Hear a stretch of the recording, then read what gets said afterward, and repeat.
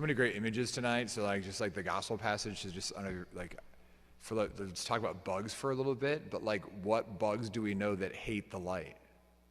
Cockroaches, right? I mean, like, if you ever like dealt with cockroaches, like in a kitchen, I've had cockroaches at many of my parishes, and you turn on the light and they just like scatter because they hate the light. But then you think about like, and it's like I'm afraid to say that I think that I saw. I don't know what these little black bugs are that come out that love the light.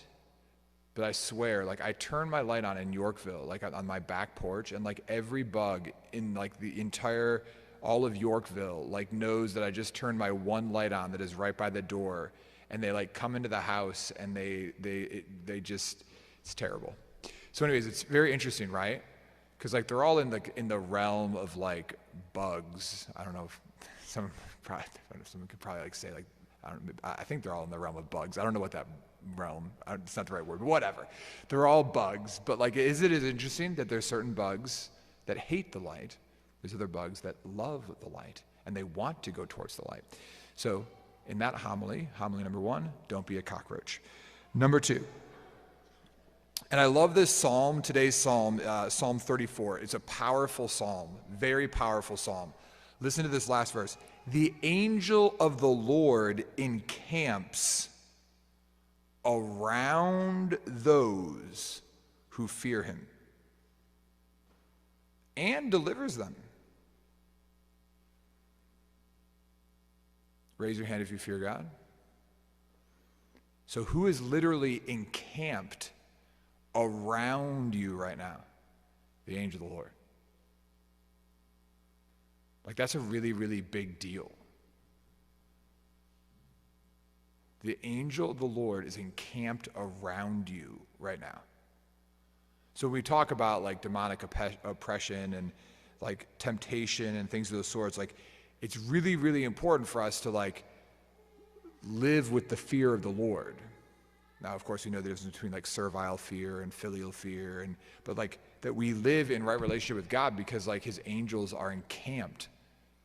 I heard this homily when I was in seminary about this like word of like the angels being encamped, and thinking about like an army that it literally is encamped. You drop everything and you set everything up in battle formation. Like you are here, you are planted in that, and that is this angel of the Lord that is encamped around us to protect us.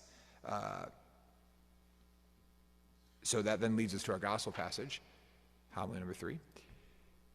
So apparently these apostles feared the Lord because what happened to them? They got out of prison. How'd they get out of prison? You have to like listen real closely, because it says, during the night the angel of the Lord opened the doors of the prison and led them out. Now, this is where I really want to go with this homily. So this is homily number 3. This is like just the first 2 are kind of like the appetizers and the salad course. So what I want to say is that like these apostles, like, okay, so like imagine like, hey, why are you preaching about Jesus? Stop doing that. And they don't. And then the Pharisees come and arrest them and put them in prison. And then like they get out, and what do? They just keep preaching. Knowing what? They're going to get put back in prison. And of course, they get out of prison again. But then what happens to them all? They all die like as martyrs. So this is like that great quote of the priest in Rome. I'm not very good at quoting people, but Father John Hollowell always talks about this experience that he had in Rome, and it was after the scandal in the early 2000s in the church, and these elder priests were there on sabbatical, and one of them got up at one of the meals and was exhorting the young seminarians there and just said, like, we have the utmost admiration for you. When we entered the seminary, in the 1950s, it was a piece of cake. Everyone loved the church and loved the priesthood. You guys are entering the church, well, the church is literally burning down, and most people don't like running into burning buildings. And when you think about what these apostles are doing, they've already endured suffering. They've already been like thrown into prison. We'll read in the Acts of Apostles, they get flogged. I mean, read the life of Paul. He gets flogged, shipwrecked, beaten, stoned. This all happens to Paul before he gets beheaded. But they keep going back into the burning building. They keep going back into the battle. They keep getting up. They keep persevering.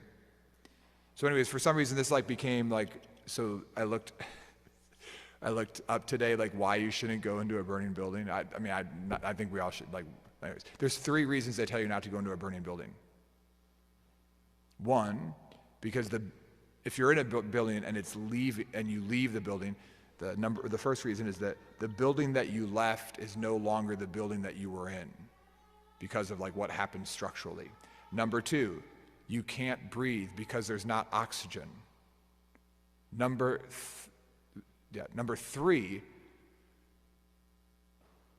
is that you shouldn't go back into the building because often if you were in the building, you actually are already suffering from delusion because you don't actually, you weren't breathing properly in the first place.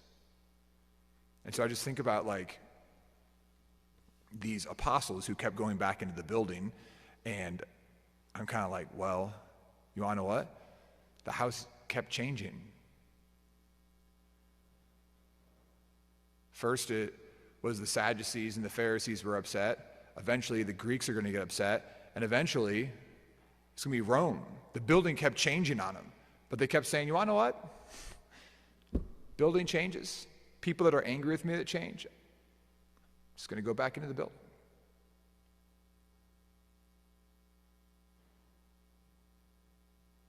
Second reason is that you can't breathe. I'm making no references to what's happening politically in our world right now, but genuinely, they were I don't need to breathe. My trust and my fear of the Lord is so great that the Lord will be my breath. He's my flesh and my blood, so he'll feed me. He'll nourish me. He'll give me my life breath. He gave me my life breath in the Garden of Eden. He'll give me it to me now. And then the third one is the delusional aspect. Well,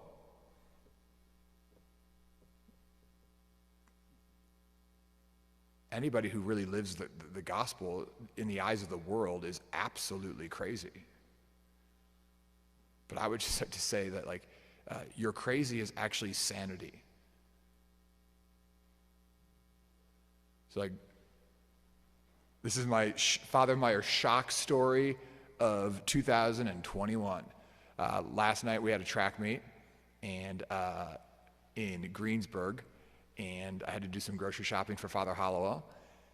And so then I got back into St. Leon and I was starving to death. They say to never go grocery shopping when you're hungry. Well, I didn't have any problems. I actually forgot to, I was so obsessed with getting his list of the things that he needed that I forgot to get anything for myself. And I'm really I haven't eaten nothing, I'm starving to death. And I'm I don't have nothing to eat. So I was so I went to Skyline, and lo and behold, there are people there from the track team. So I said hello and whatever else. And I kid you not, I turn around and out of the corner of my eye, I kid you not, there is no other way to say it except that I saw one of the most foul and disgusting displays of same-sex attraction on just regular, it was just Dave and Michelle Deddens aren't showing HBO or Cinemax, or it's normally just Fox News normally, or ESPN. And I genuinely, when I saw the corner of my eye, and I was just and then I looked away and I was there is no way that really, what I saw, that I really just saw. And so I looked over again, I was this is insane. And there was a table of high school kids, and I'm I'm leaving. This is insane. I can't believe that this is tolerated in our world. This is literally corn, and it's great, and I can't believe it's happening. And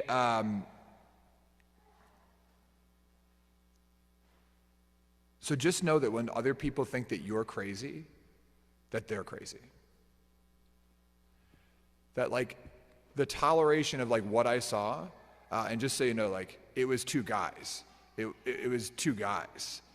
And I literally was like, this is insane. This is insane. This is insane. I can't believe this. So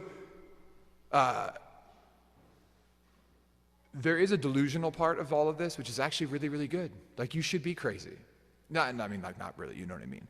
But the good Lord needs to wake up a lot of people.